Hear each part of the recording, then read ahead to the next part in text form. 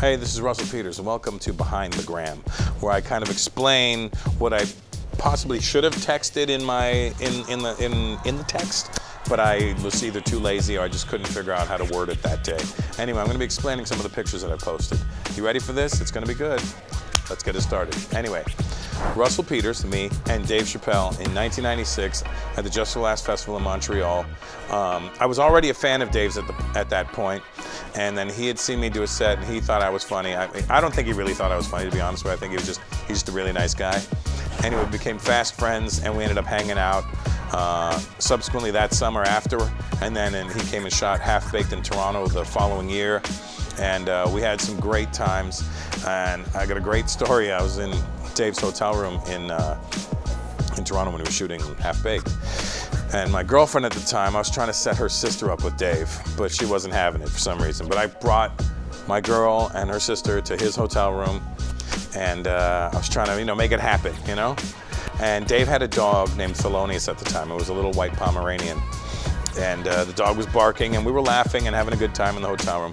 And all of a sudden, we hear a really aggressive knock at the door. Boom, boom, boom. And I'm sitting on the bed. And Dave's like, ooh. So Dave goes and answers the door, and I lean to see who's at the door. And I'm like, oh, and you hear, will you keep it down in there?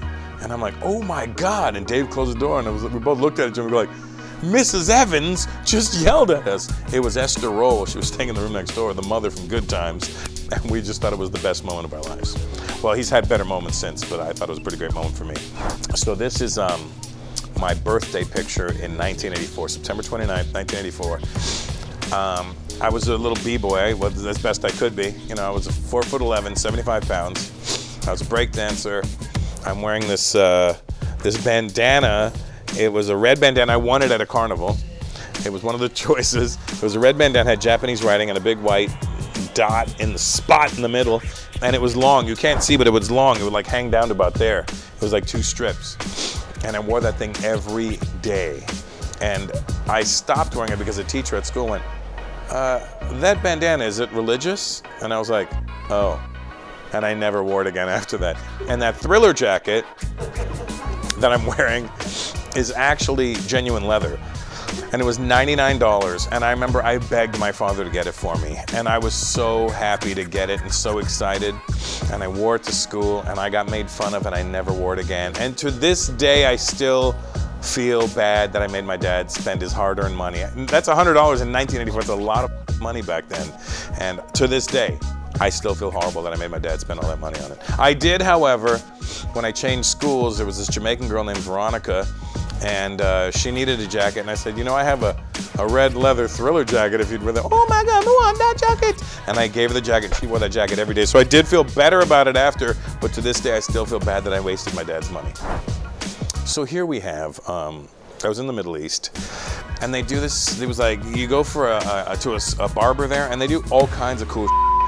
So he was like, you want facial? And I'm like, yeah, sure, give me a facial. He puts a mask on me, and then you'll see the Q-tips out of my ears and out of my nose, and they stuck wax in my ears and in my nose, and they yanked the hairs out of your nose and your ears, and you feel so clean after. And I still, to this day, I have a wax machine at my house in Toronto, and when I go home, I heat it up, I stick the wax on the Q-tips, shove it up my beak, and yank out the hairs. It sounds painful, but it's not at all. It's me and my brother in the back seat of my, I don't know if it's my dad's car I don't think it was my dad's car. I think that was, it might have been my dad's car. I was pretty young there. So that's me sucking on a bottle in the back and my brother in the front. I don't really know what's happening in this picture. I just know that we were taking a picture in the back of the station wagon. My mom's chilling back there. I'm sitting back there sucking on a bottle, and my brother's got the goofiest smile you've ever seen in your life there.